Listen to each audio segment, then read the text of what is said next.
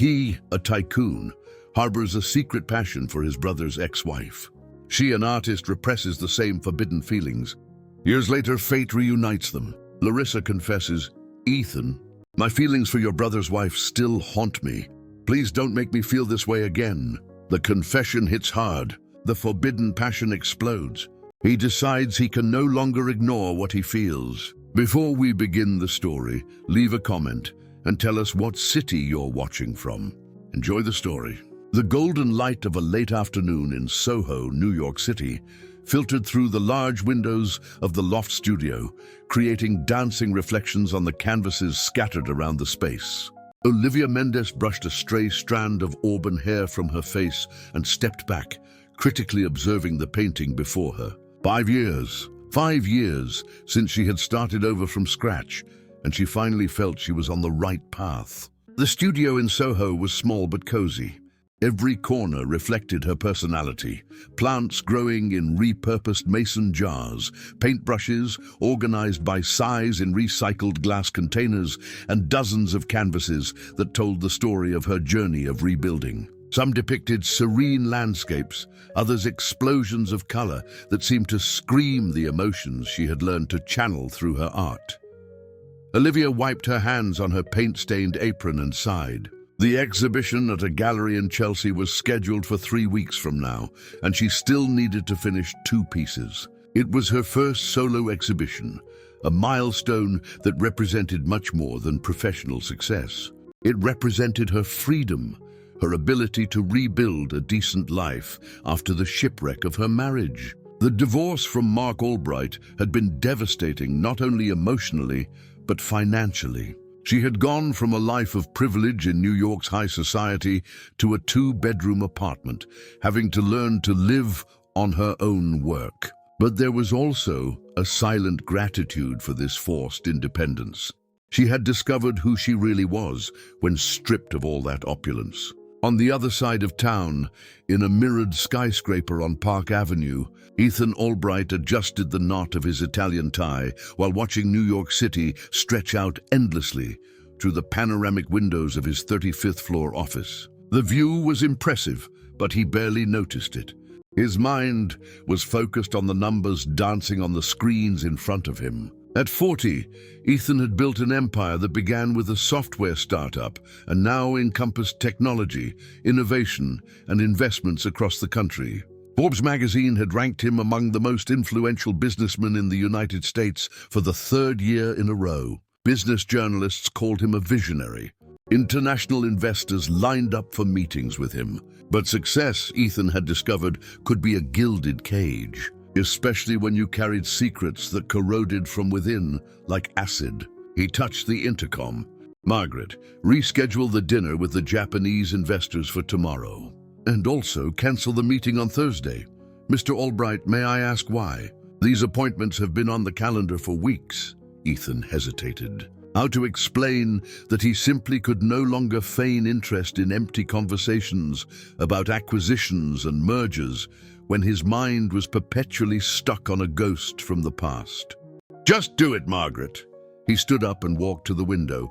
Down below, life teemed in the streets, people with purposes, destinations, real connections. Ethan wondered, when was the last time he had a genuine conversation with someone that wasn't about business? When was the last time someone looked at him as a person, not as a CEO? The answer hit him like a punch to the gut. It had been 5 years ago, and it had been her. The phone rang, interrupting his dark thoughts. The name on the display made him freeze. Dr. Edward Miller, the family's private physician for decades. "Ethan, I need to speak with you urgently. It's about your father." The doctor's voice carried a seriousness that made Ethan's blood run cold. "What happened?" "He had a heart attack this morning. He's stable now, but it's serious, Ethan, very serious. We're at New York Presbyterian Hospital. You need to come, and also notify Mark. The family needs to be together." Ethan closed his eyes, feeling the familiar weight of responsibility fall on his shoulders. Since his mother died 7 years ago, he had become the pillar of the family, the one who kept everyone together, even when they would rather be apart. "I'm on my way. Mark is traveling, but I'll contact him." As he descended in the private elevator, he called his brother. The conversation was brief and tense, as always. Mark would return from London on the first flight, but it would take at least 12 hours. It was when he called Isabel, Mark's secretary, that he heard the words that made his world tremble. "Mr. Albright, Mr. Mark asked me to notify his ex-wife as well. He said she was always close to Mr. Robert and that it would be important for her to know. I've already called Olivia. She said she was going straight to the hospital." The elevator seemed to stop working for a moment.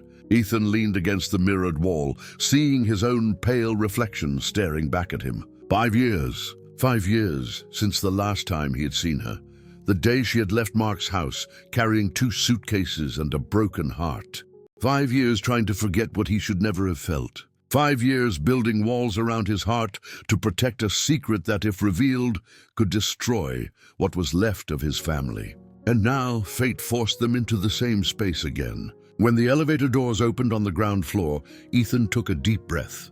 There was no choice. His father needed him, and he would face any personal storm to be present, even if it meant seeing Olivia again, even if it meant pretending that she hadn't been the only person who had ever managed to see through all his masks and defenses, even if it meant burying even deeper the love that had been consuming him for so long.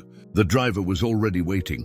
During the drive to the hospital, Ethan tried to mentally prepare himself for the inevitable reunion. But how does one prepare to face the person who represents everything you most desire and can never have?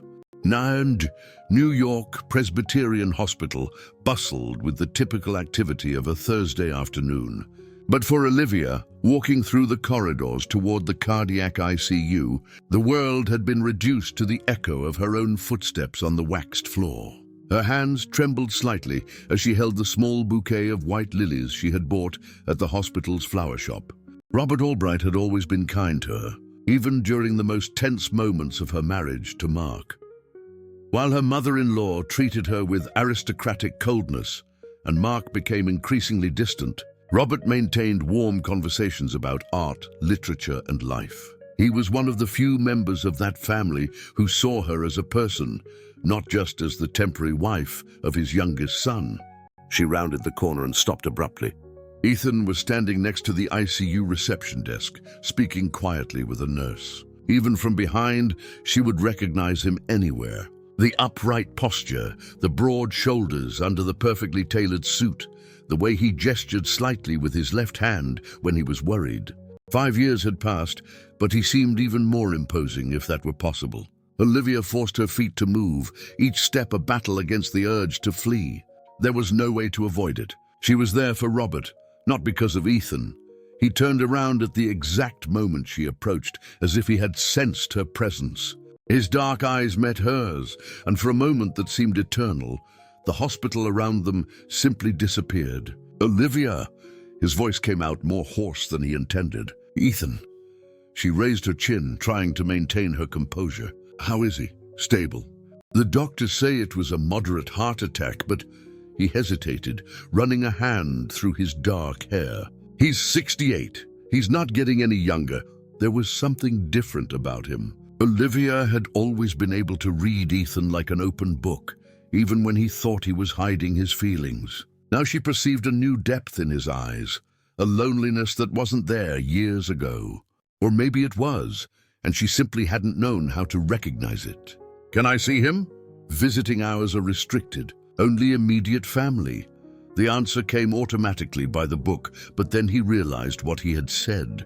Olivia's expression closed off slightly, and Ethan cursed himself internally. "Olivia, I didn't mean..." "It's okay." Her voice came out colder than she intended. "You're right. I'm not family anymore." The silence that followed was charged with everything that could not be said. Olivia felt his eyes on her, studying her in the same intense way that had always made her vulnerable. She had changed too. The clothes were simpler now. Dark jeans and a beige linen blouse, without the jewelry and designer clothes she wore when she was married to Mark. But there was something more vibrant about her, an authenticity that didn't exist before. "Are you okay?" Ethan asked, and the question carried layers of meaning that neither of them wanted to explore. I'm rebuilding my life. The answer was careful, neutral. And you? I saw your interview in Time magazine last month. Seems like business is good. Business is always good. There was bitterness in his voice. It's the rest that... He didn't finish the sentence, but he didn't need to. Olivia had always been able to see through his defenses, and some things, apparently, didn't change. Mr. Albright, the nurse approached. You can see your father now if you want. Ethan nodded, then looked at Olivia. For a moment he seemed about to say something, but he held back. I need to go. Of course. She took a step back. Ethan, when he's better, when he can receive visitors, could you let me know? I'd like to see him, even if it's just for a few minutes. His expression softened. Of course, Do I have your number? I changed it. She took a business card from her purse, simple, elegant, with the name of her studio. My phone number is there.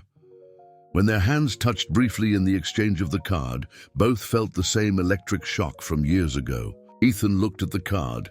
Olivia Mendes, Contemporary Art Studio. You did it! There was genuine pride in his voice. I always knew you would. The comment caught her off guard. During her marriage to Mark, Ethan had been one of the only ones to support her artistic dreams, even when her own husband dismissed them as a rich wife's hobby. That he remembered this, that he cared, made something clench in her chest. I need to go. The words came out rushed. Give your father my best. She turned and started to walk towards the elevators, but his voice reached her. Olivia! She stopped but didn't turn around. Thank you for coming. It means a lot to him, and a pause. To me, too. In the elevator, descending towards the parking garage, Olivia rested her head against the cold wall and closed her eyes. 5 years of therapy, 5 years building a new life, 5 years convincing herself that those forbidden feelings were just confusion of a woman in an unhappy marriage. And it took 5 minutes in his presence for everything to come back like a tsunami. The phone rang 3 hours later while she was trying unsuccessfully to focus on a painting in the studio. Olivia, it's Ethan. His voice sounded tired. My father, he asked about you. Several times. The doctors said he's agitated because he wants to talk to some people important to him. You. Could you come tomorrow? I know it's not official visiting hours, but I can arrange it. She closed her eyes, knowing she should say no, knowing that each encounter with Ethan was like playing with fire. But the image of Robert Albright's gentle face came to her mind. What time? 9 in the morning? Mark arrives from London tonight, but he's going straight to a meeting. We'll be alone. I mean, you and my father will be alone to talk. His correction did not go unnoticed. He was also struggling against the same tension. Ethan, I don't think it's a good idea for us. I know. His voice was low. I know it's not, but he's asking for you, and I can't deny him anything now. Please. The please undid her.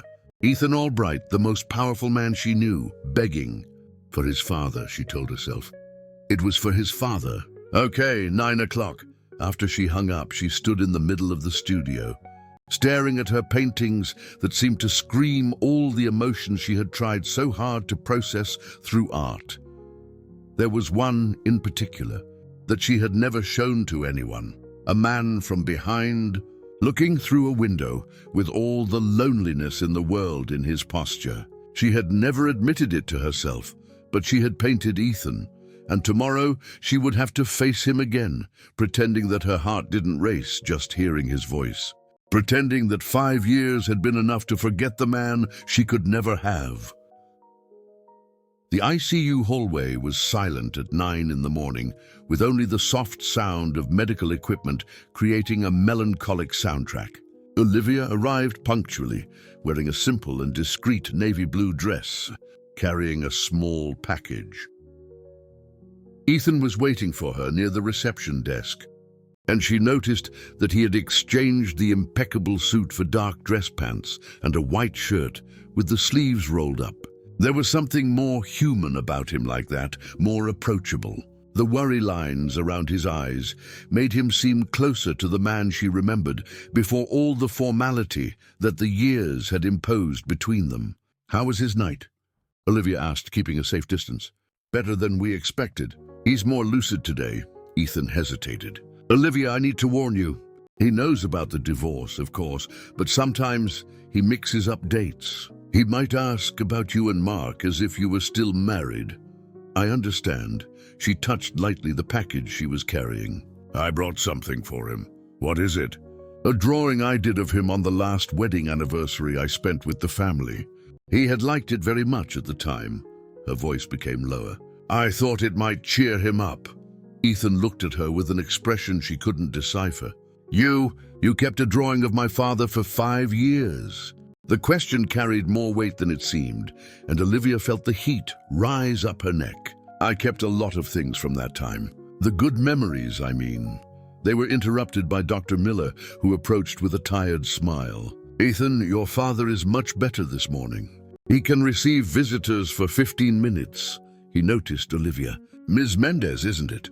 Robert asked about you several times yesterday. It will be good for him to see you. The doctor accompanied them to the room, where Robert Albright was propped up in bed, connected to various monitors. Despite the equipment, his eyes lit up when he saw Olivia. My dear girl, his voice was weak but warm. You came. Of course I came, Robert. Olivia approached the bed, gently taking his hand. How are you feeling? Too old for these adventures. He smiled, then noticed the package. What did you bring there? Olivia carefully opened the package, revealing a framed drawing. It was Robert in his home office reading, with the afternoon light creating soft shadows around him.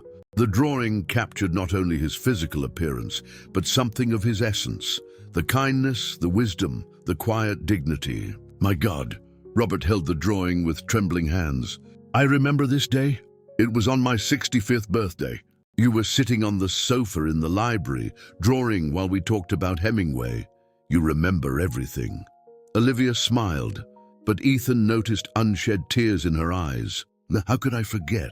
It was one of the most interesting conversations I've had in years. You had such well-founded opinions about the old man and the sea. Mark never had patience for literature. Robert looked at his son. Ethan, do you remember? You arrived at the end of our discussion about Santiago. Ethan felt something clench in his chest. He remembered perfectly. He had come home and found Olivia and his father in deep literary discussion, her eyes shining with animation, completely at ease. Mark had gone out earlier with friends, as always, leaving his wife alone at yet another family event. Ethan had stood in the doorway for several minutes, just watching, mesmerized by the way she gestured as she spoke, by the passion in her voice. It was at that moment that he knew, with devastating certainty, that he was hopelessly in love with his brother's wife. I remember. His voice came out deeper than normal. Robert held Olivia's hand more firmly. Dear, I need to ask, are you okay? Are you happy? Olivia exchanged a quick glance with Ethan before answering. I'm building a good life, Robert. I have my studio, my art. It's different, but it's mine. And Mark, did you try to talk resolve? Dad, Ethan interjected gently, they've been divorced for 5 years. Remember? Robert closed his eyes for a moment, then opened them with renewed clarity. Of course. Forgive me, dear. It's just, I always thought you two weren't compatible. Mark is too superficial for someone with your depth. The silence that followed was heavy. Olivia looked down, and Ethan saw her hands tremble slightly. Robert, you should rest. No, he squeezed her hand. Let me speak while I'm lucid. Ethan, step outside for a moment. I want to talk to Olivia alone. Ethan hesitated, but his father dismissed him with a wave. He left reluctantly, staying outside the glass door, where he could see but not hear the conversation. Robert turned to Olivia with seriousness. Dear, may I ask a discreet question? Of course. Did the marriage really end because of incompatibility, or was there something else? Olivia was silent for a long moment. When she spoke, her voice was laden with old pain. Mark. He had affairs, several, and when I confronted him, he said it was normal, that all men did it, that I was naive for expecting fidelity. Robert closed his eyes, clearly hurt. I suspected it. Ethan tried to warn me a few times, but I didn't want to believe it. Ethan knew. The question escaped before she could stop herself. He was protecting you, dear. He never said anything directly, But I saw how he tensed when Mark went out alone, how he apologized for him when you were alone at family events. Robert studied her with penetrating eyes. And I also saw how he looked at you. Olivia felt the world tilt. I don't understand. My eldest son has always been a lonely man. Brilliant, dedicated, but lonely. I never saw anyone awaken something in him. Until you appeared in the family, Robert paused. And I never saw anyone look at another person the way you looked at him, when you thought no one was watching. The words hit Olivia like a devastating revelation. Robert, I never betrayed my son. I know you two are too upright for that. But the feelings, my dear, feelings are sometimes bigger than our will. Outside the room, Ethan saw Olivia cover her face with her hands, her shoulders trembling slightly. Every fiber of his being wanted to go in there, comfort her, protect her. But he was paralyzed by the same moral prison that had imprisoned him for 5 years. Robert continued, his voice soft but firm. Life is too short to waste true love for social conventions. And after this experience, he touched the equipment around him. I can say with certainty, in the end, only love matters. When Ethan was finally able to return to the room, he found Olivia visibly shaken. She quickly said goodbye to Robert, promising to return soon, and left hastily. Ethan caught up with her in the hallway. Olivia, wait! She turned around, and he could see unshed tears in her eyes. I need to go. What did my father say? Are you okay? I'm fine. But her voice trembled. Ethan, we can't do this. We can't keep meeting like this. Why not? The question came out more intense than he intended. Olivia looked him in the eyes, and at that moment, the whole truth passed between them without words. The mutual recognition of feelings that should never exist, of a love that had survived 5 years of separation and that now threatened to consume them both. You know why? Her voice was almost a whisper. She turned away, leaving Ethan alone, in the hallway, with the terrible certainty that his father had just opened a door that he had fought 5 years to keep closed. 2 weeks had passed since the conversation at the hospital. Olivia had carefully avoided any place where she might encounter Ethan, focusing obsessively on her approaching exhibition. But at 11:30 on a rainy Thursday night, while organizing her canvases in the studio, her phone rang. Ethan's name on the screen made her heart leap. Olivia! His voice was strained, laden with barely contained panic. My father. He had a cardiac arrest. They're doing emergency surgery now. She dropped the paintbrush she was holding. Where are you? New York Presbyterian. I know I shouldn't be calling, but he was asking for you before going into surgery. He said your name several times. His voice broke slightly. Olivia, I'm afraid of losing him. The raw vulnerability in his voice dissolved all the defenses she had built up in the last 2 weeks. I'm on my way. The rain beat violently against the hospital windows when she arrived. She found Ethan in the surgical waiting room, sitting with his head in his hands, still wearing a rumpled suit. Clearly he had been pulled from some meeting. Ethan. He raised his head, and she saw the naked fear in his eyes. Without thinking, she sat down next to him, close enough to feel the warmth of his body. How was he when it happened? Fine. He was better. The doctors said he might be discharged next week. Ethan ran his hands over his face. Then, out of nowhere, the alarms went off. I was talking to him about business, and suddenly, his voice failed. Olivia, moved by pure instinct, covered his hand with hers. The touch surprised them, but neither pulled away. He's strong. He'll be okay. What if he's not? Ethan turned to her, and there was a hopelessness in his eyes that she had never seen. Olivia, I never told him. There are so many things I never said. Like what? That I admire him more than any man I've ever known. That everything I've achieved in life has been trying to be worthy of his trust. His voice was hoarse. That I'm sorry for failing as a brother, for not protecting you when I should have. The words hit her like a physical blow. Ethan, you had no obligation to. Yes, I did. He turned completely to her. I knew what Mark was doing. I knew about the affairs, the lies, and I did nothing because. He stopped abruptly. Because?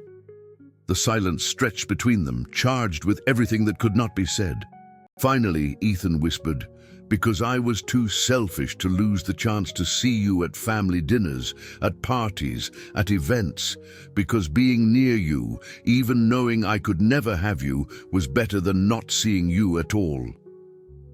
The confession hung in the air like a lightning bolt about to strike. Olivia felt all her defenses crumble at once. Ethan, I know it's wrong. I know it's always been wrong. But when I see you suffering because of him, when I remember how alone you were while his voice became intense, almost angry. You deserved so much more. You deserved to be loved the right way. The tears she had held back for weeks finally overflowed. Stop. Please, stop talking like that. Why? Because it's the truth. Because it makes me remember everything I've tried to forget. The words escaped in an explosion of pain. Because it's been 5 years since I wake up every day trying to convince myself that what I felt for you was just confusion, just an unhappy woman idealizing the wrong man. The world stopped. Ethan stared at her with absolute disbelief. What did you say? Olivia realized what she had just confessed and covered her mouth with her hands, horrified, but it was too late. Olivia, look at me. His voice was low, intense. What did you just say? I didn't. She stood up abruptly, trying to flee, but he held her wrist, gently but firmly. 5 years, Olivia. 5 years of hell, thinking I was the only one. 5 years hating myself for loving my brother's wife. His eyes searched hers desperately. Say it again. I need to hear it again. I can't. The tears flowed freely now. Ethan, this will destroy everything. Your family, your relationship with Mark. Mark lost the right to have an opinion about my life when he repeatedly cheated on you and made you suffer. They were standing now, very close, the sexual and emotional tension between them so intense that it felt physical. Ethan raised his hand, hesitated for a moment, then gently touched her face, wiping a tear with his thumb. I love you. The words came out low, but absolute. I've loved you for 6 years, since the first day Mark brought you home. I love your intelligence, your kindness, your strength. I love how you talk about art with your eyes shining. I love how you treated my father as if he were your own father. His voice became more intense. And I love how you're looking at me now, as if I were the only person in the world. Olivia was lost in his eyes, her heart beating so hard that she was sure he could hear it. Slowly, inevitably, they moved closer. This is crazy, she whispered. It is. He touched his forehead to hers, but it's the only true thing I've felt in 5 years. When their mouths met, it was as if the world caught fire. 5 years of repressed desire, of denied love, of silent pain, exploded in that kiss. It was desperate, almost violent in its intensity, both clinging to each other as if they were drowning.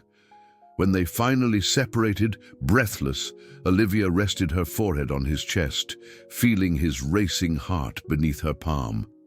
What have we done? She whispered. Before he could answer, the elevator opened with a loud ding. They separated instantly, but not fast enough.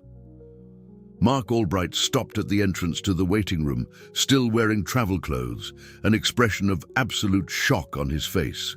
His eyes went from Ethan to Olivia, noting the proximity, the tears still wet on her face, the guilty expression on both of them.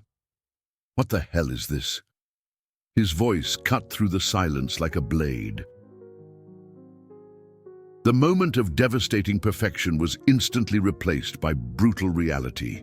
Olivia felt the blood run cold in her veins. "Mark," Ethan began, but his brother cut him off. "No, don't give me any explanation." His eyes were pure ice. "I see you two here, embracing, her crying. My father is dying, and you're taking the opportunity to what? Finally admit the affair you've been having behind my back?" "It wasn't like that," Olivia said, finding her voice. "No? Then explain to me what it was, Olivia. Explain to me why my brother and my ex-wife are clinging to each other in the hospital while our father fights for his life." The unjust accusation awakened something fierce in Ethan. "Be careful, Mark. You lost the moral right to question anything when you repeatedly cheated on Olivia and destroyed your marriage. Oh, so that's it? You're the knight in shining armor coming to save the damsel in distress?" Mark laughed bitterly. "I always knew you had your eye on her. I always knew, but I thought you had some decency." "Mark, stop it!" Olivia stepped between the brothers. "Your father is in surgery. Don't do this now." "My father?" Mark stopped as if he finally remembered why he was there. "How is he?" "Emergency." "Surgery for 3 hours," Ethan replied, forcing himself to calm. "The doctors haven't said anything yet." Mark looked at them again, and there was something dangerous in his expression. "This isn't over. When Dad gets out of surgery, when this is all over, we're going to have a conversation. The three of us." He walked away, sitting on the other side of the room, but Olivia could feel his eyes on them like razors.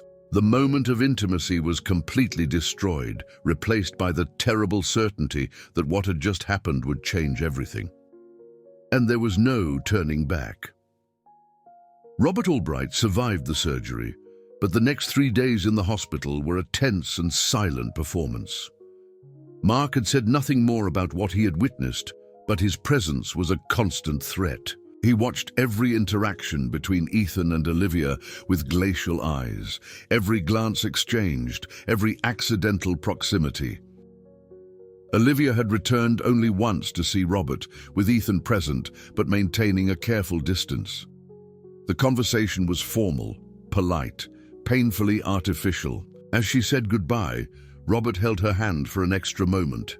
"Don't let others decide your happiness, dear," he whispered, too low for Mark to hear. Olivia just nodded, unable to trust her own voice. On the following Monday, she was in her studio when the phone rang. It was Margaret, Ethan's secretary. "Ms. Mendez, Mr. Albright would like to see you today, if possible. It's about matters related to Mr. Robert." Olivia hesitated.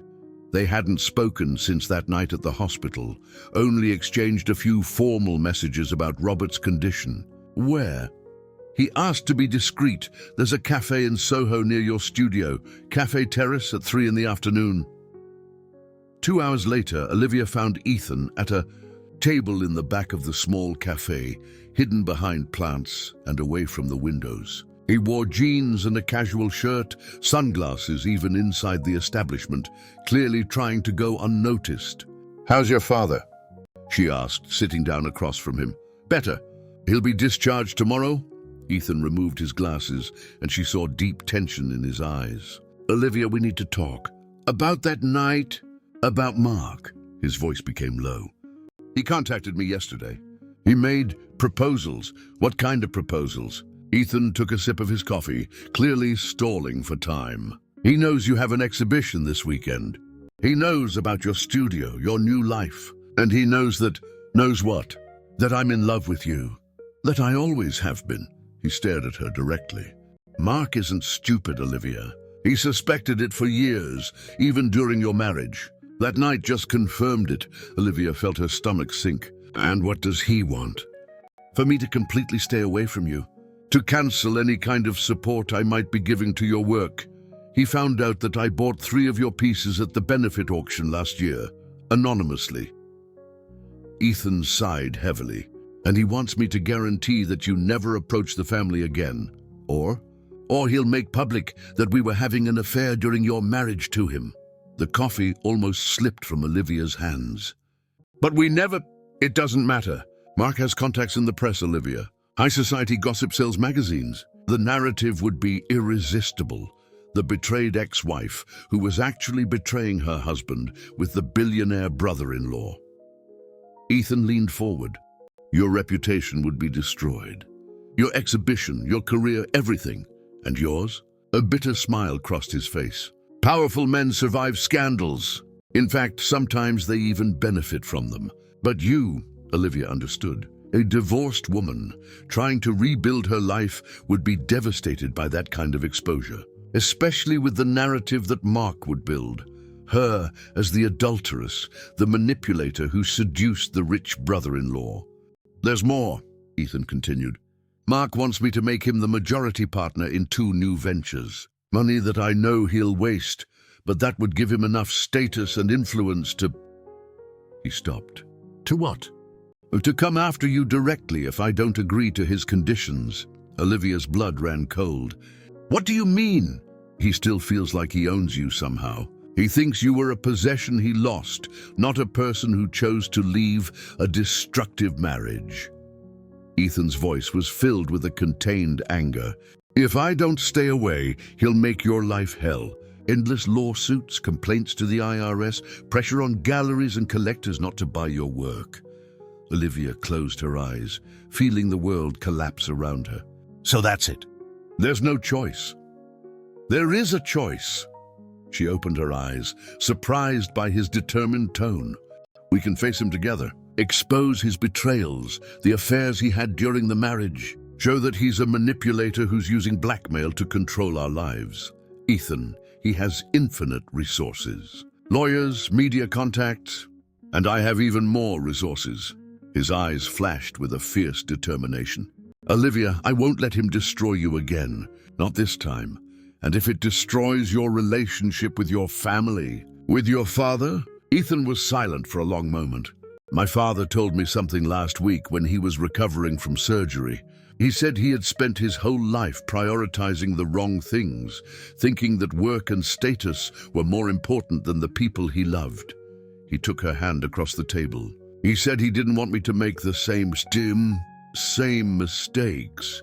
His touch sent waves of heat up her arm, but also of terror. Every second they spent together made everything more dangerous.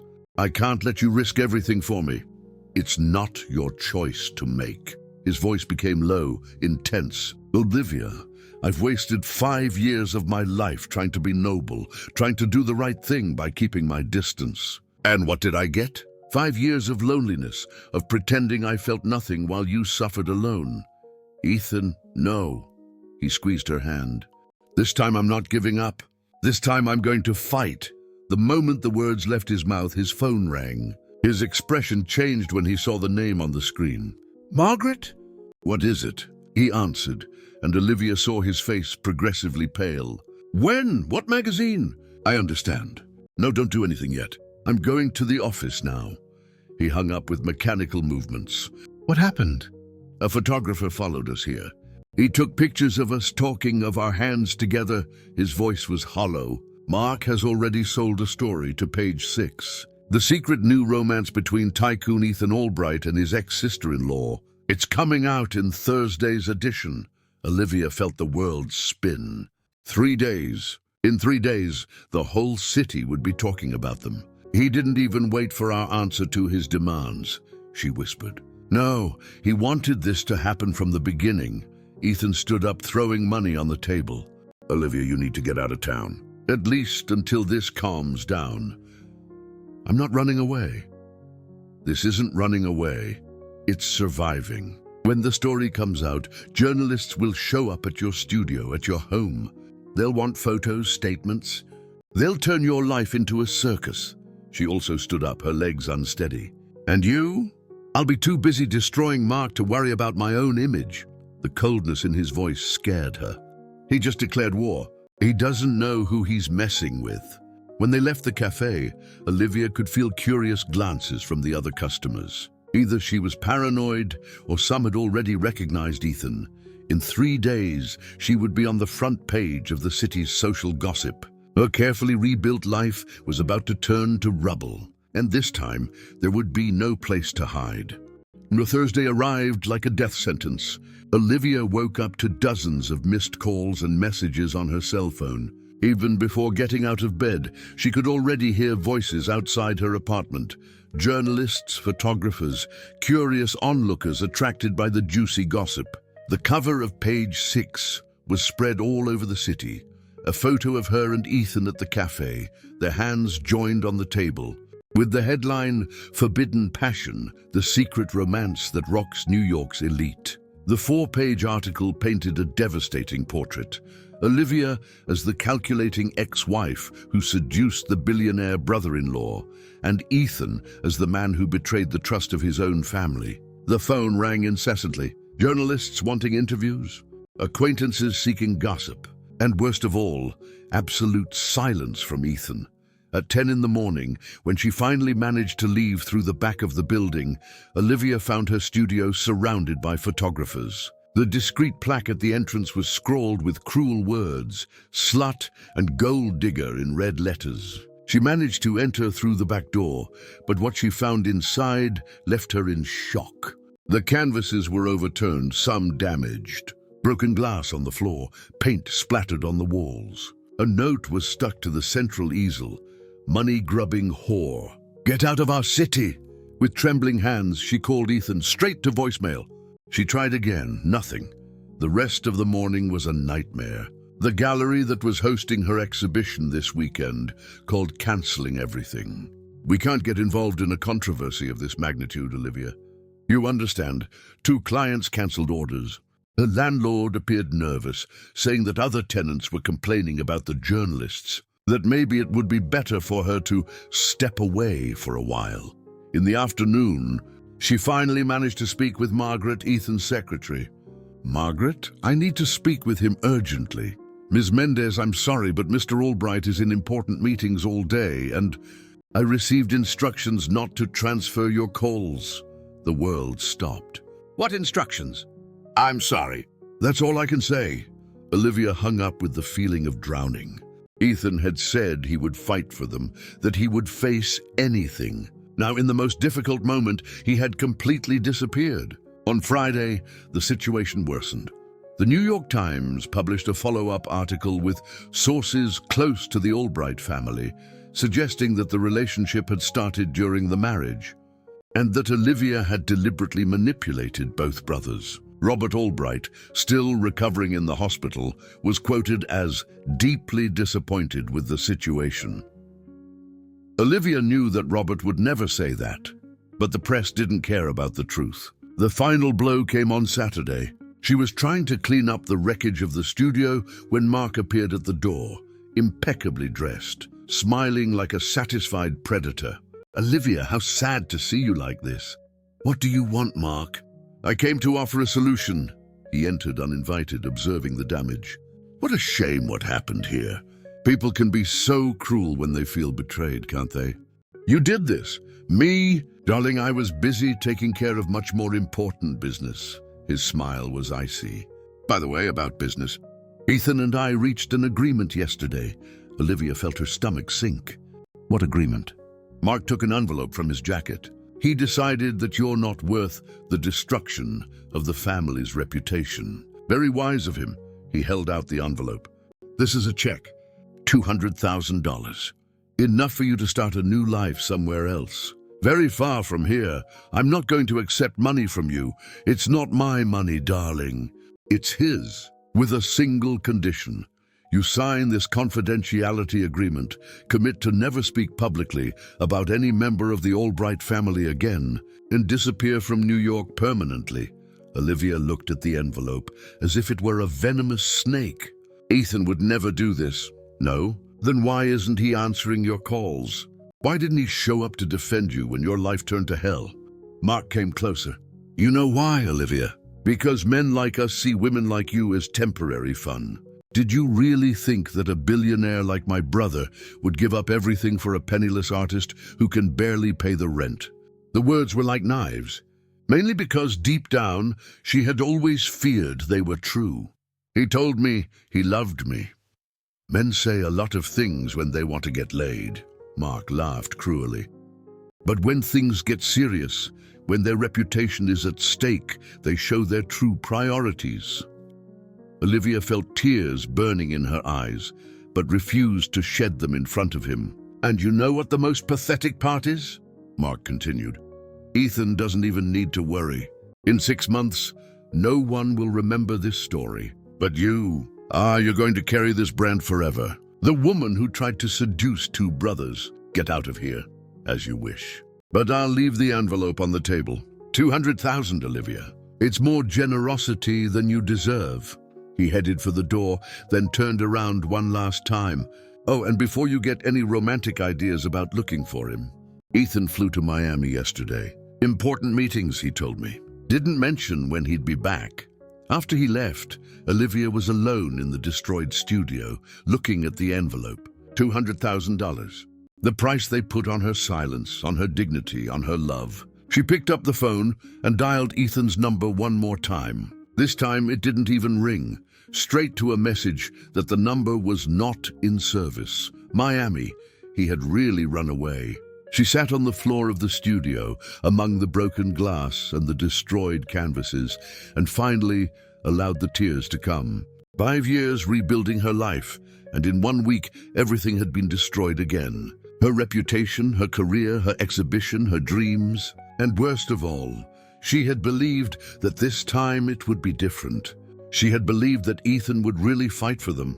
The envelope remained untouched on the table, like an offer from the devil.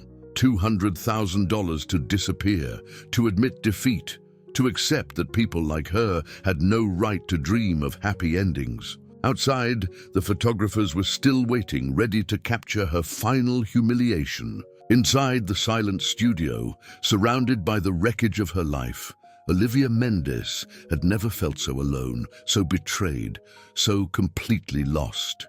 The man who had promised to fight for her had fled at the first sign of serious trouble, and she was alone to face the consequences of having believed once again that she deserved to be loved. Olivia spent all of Sunday staring at Mark's envelope, fighting the temptation to simply take the money and disappear. It would be so easy. Start over somewhere else, away from the gossip, the judging eyes, the public humiliation. But on Monday morning, upon seeing her own reflection in the bathroom mirror, swollen eyes, pale face, the appearance of a defeated woman, something changed. A slow, seething anger began to grow in her chest. "No," she said to her own reflection, "not this time." She had run away once when she divorced Mark. She had rebuilt her life in the shadows, quiet, discreet, always trying not to bother anyone. But where had that gotten her? Back to the same place, being humiliated by the same men.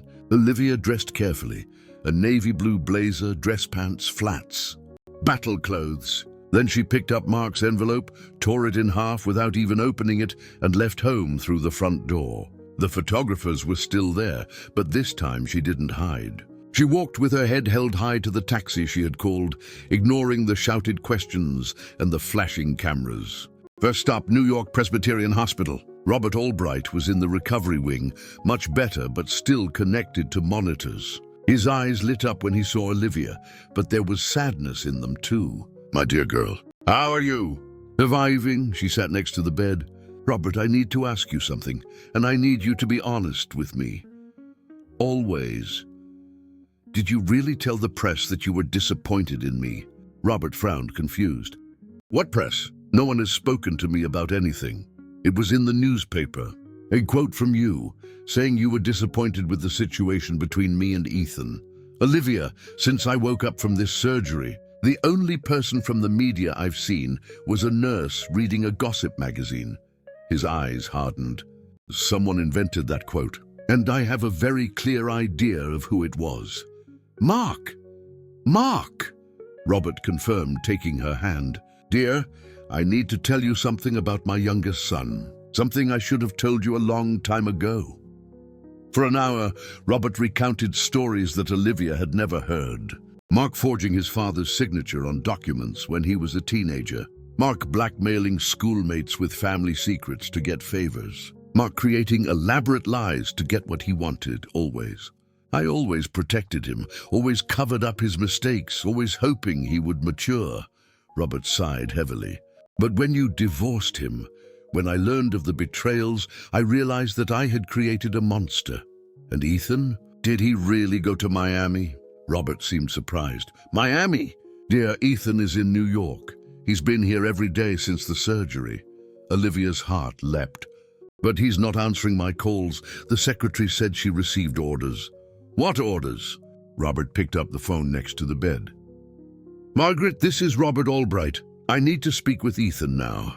What do you mean, orders? What orders? I understand. Transfer him to me immediately. Robert hung up with a grim expression.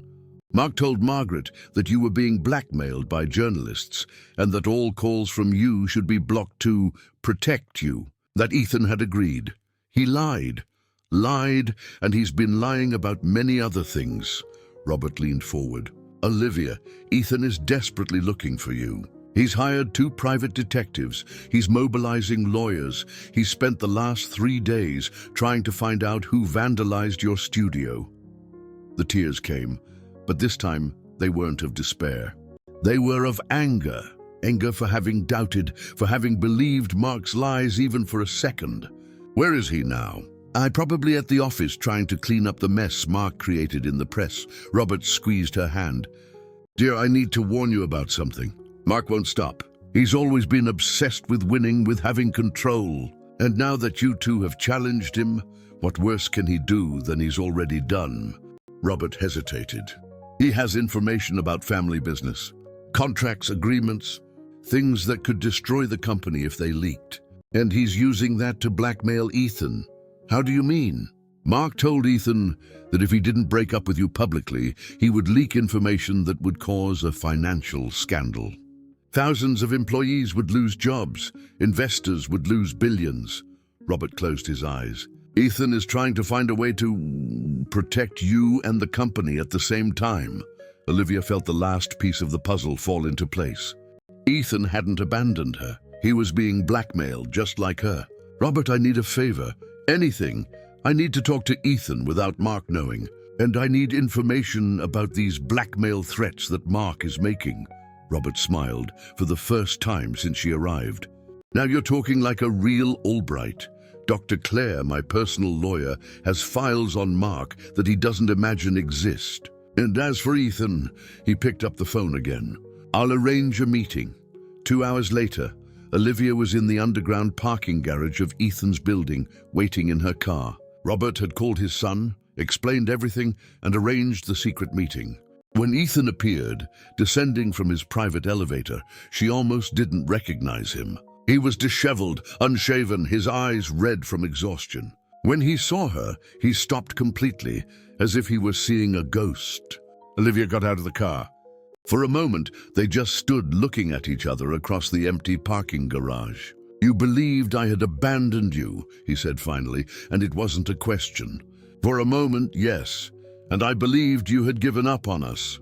They approached slowly, like 2 wounded animals testing whether it was safe. Mark manipulated us, Olivia said.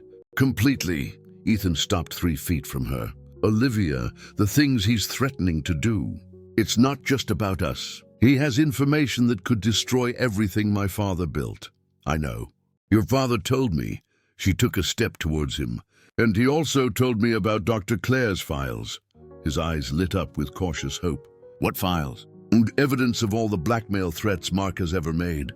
Forged documents. Secret bank accounts. Olivia smiled, and it was a dangerous smile. Looks like your little brother isn't as smart as he thinks. What are you proposing? A war, Ethan. But this time, we attack first. He studied her for a long moment, seeing the fierce determination in her eyes, the strength she had found in the pain. It's going to be dangerous. Mark will try to destroy you in every way possible. Let him try. Olivia raised her chin. I'm no longer the scared woman who ran from conflicts. And this time, I'm not alone. Finally, Ethan approached completely, taking her face in his hands. No, this time, we're together.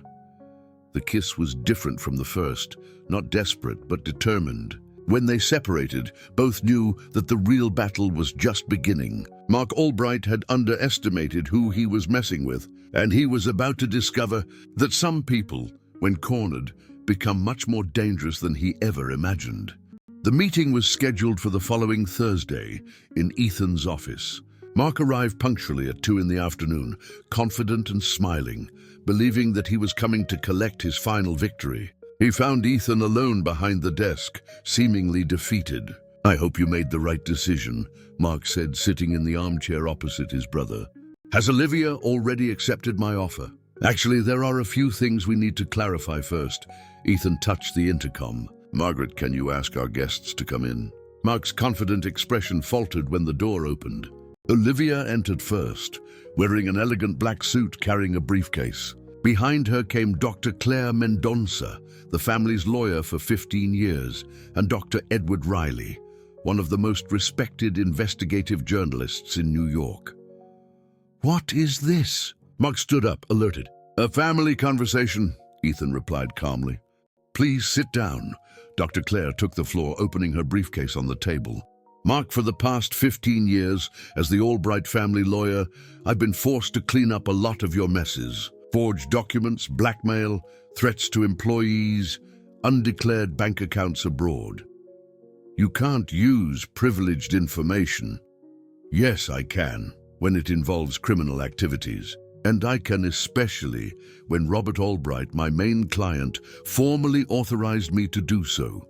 She slid a signed authorization across the table. "Your father is tired of protecting you, Mark." Mark looked at the document, the blood draining from his face. "This is impossible. He would never—" "He already has," Olivia said, finally speaking. "Mark, for the past 5 years, you thought you were being very clever. But all your dirty tricks have been documented. Every lie, every blackmail, every manipulation." Dr. Riley leaned forward. "Mr. Albright, I have in hand evidence of at least 17 cases of defamation, 8 cases of blackmail, and 5 of document fraud. What do you have to say about this?" "This is a setup," Mark snarled, but his voice was trembling. "You can't prove anything." Ethan smiled coldly. "We can prove everything." He slid a digital recording across the table, "including our conversation on Monday, where you admitted to planting the false stories in the press and orchestrating the invasion of Olivia's studio." "You recorded me?" "You taught us, brother. Always have a plan B." Ethan stood up. "Dr. Riley will publish a full story tomorrow, exposing the whole truth about your manipulations. How you created a false scandal to blackmail your own family. How you forged quotes from our father in the press. How you hired people to vandalize Olivia's studio." Mark looked around the room, finally understanding that he was completely surrounded. "And what do you want?" "We want you to stop," Olivia said, her voice firm. "Stop trying to control people's lives. Stop using the family's influence for your dirty games. And mostly, stop trying to destroy any chance of happiness that your brother may have. And if I don't stop—" Dr. Claire smiled. "Then we'll pass everything on to the district attorney. Document fraud is a crime, Mark. Blackmail is a crime. You could end up in prison." The silence in the room was absolute. Mark looked from one person to another, seeing his defeat reflected in every face. "You won't do it," he said finally. "The family, the scandal, the only scandal here is you," Ethan replied. "And we're willing to face any consequences to end this once and for all." Dr. Riley stood up. "Mr. Mark, I have until 6 in the afternoon. I can publish the story exposing your crimes, or I can publish a retraction from you, admitting that the accusations against your brother and his ex-sister-in-law were false, and apologizing publicly. The choice is yours." After everyone left, Mark was alone in the room with Ethan and Olivia. For a long moment, they just stared at each other. "I always knew you wanted her," Mark said finally, his voice full of bitterness. "Even when she was my wife, I always knew. And I always knew you didn't deserve her," Ethan replied. "Maybe not, but she doesn't deserve you either. No woman deserves a man who thinks with—" "Careful," Ethan's voice became dangerous. "You've already lost. Don't make things worse for yourself." Mark looked at Olivia one last time. "You won. I hope you're happy with your choices." "I already am," she replied simply. 3 days later, Mark's retraction was in all the newspapers. A complete confession about the lies he had spread, the forged evidence, the manipulation of the media. Public opinion, which loves a turnaround, quickly changed sides. Ethan and Olivia, from villains, became the victims of an elaborate smear campaign. Olivia's first solo exhibition was rescheduled for the following month, this time in an even more prestigious gallery. Orders returned, multiplied by the unexpected publicity. Her art, she discovered, had found a much larger audience than she had ever dreamed. On the day of the exhibition opening, Ethan found her in the studio, now completely restored and expanded to the space next door. "Nervous?" he asked, adjusting his tie. "Terrified," she admitted, smoothing the navy blue dress she had chosen for the occasion. "What if no one shows up? What if—" He silenced her with a gentle kiss. "Everything will be all right, and even if it's not, we'll be together." The gallery was packed when they arrived. Art critics, collectors, journalists, and curious onlookers filled the space, admiring Olivia's paintings. She had included some new pieces in the exhibition, portraits of pain and overcoming, of the strength found in adversity. There was also a new painting, which she had kept secret until that night. It was Ethan, but not as the powerful tycoon the world knew. It was him as she saw him, vulnerable, real, human. A man capable of true love, of sacrifice, of growth. "Is that how you see me?" he asked, stopping in front of the canvas. "That's how you are," she replied. Robert Albright, finally released by the doctors, was the first to buy a work. "Not the painting of Ethan. That one is too important for you to sell," he said with a smile. But the portrait she had made of him years ago, now proudly displayed. "Where's Mark?" Olivia asked when she noticed his absence. "Moved to Miami last week," Robert replied. "Said he needed a new beginning. Maybe it's better that way." Near the end of the night, when the last guests were leaving and more than half of the works had been sold, Ethan took Olivia's hand and led her to a more secluded area of the gallery. "I have something for you," he said, taking a small box from his pocket. Olivia felt her heart stop. "Ethan, I know it's early. I know we've been through a lot of drama and that maybe you want to wait, but—" He knelt down, opening the box to reveal a simple but dazzling ring. "Olivia Mendes, I wasted 5 years of my life pretending I didn't love you. I don't want to waste another day." The tears came, but they were tears of pure joy. "Ethan Albright, are you sure? It won't be easy. People will always comment. They'll always remember. What do I care what people think?" He smiled, the smile she loved, free of all the masks he used to wear. "The only opinion that matters to me is yours. Will you marry me?" "Yes." The answer came out in a whisper, then louder. "Yes, I will." When he slid the ring on her finger, Olivia knew that all the storms they had faced had been worth it. Not just because they ended up together, but because they had become better people, stronger, truer in the process. 6 months later, they were married in an intimate ceremony in the garden of Robert's house, surrounded only by their closest friends and family who really mattered. Olivia wore a simple dress that she had chosen herself, not because it was the most expensive, but because it made her feel like herself. During the vows, Ethan promised to love her not despite her imperfections, but because of them. Olivia promised that she would never doubt their love again, no matter what storms might come. And when Robert, as the celebrant of the ceremony, declared them husband and wife, he whispered, "Now my family is complete." The forbidden passion had become true love. The ex-sister-in-law had become the beloved wife, and two hearts that had thought they were lost forever found in each other not only love, but the home they had always sought. Sometimes the best stories begin with the greatest impossibilities. And sometimes when all seems lost, love finds a way to prevail.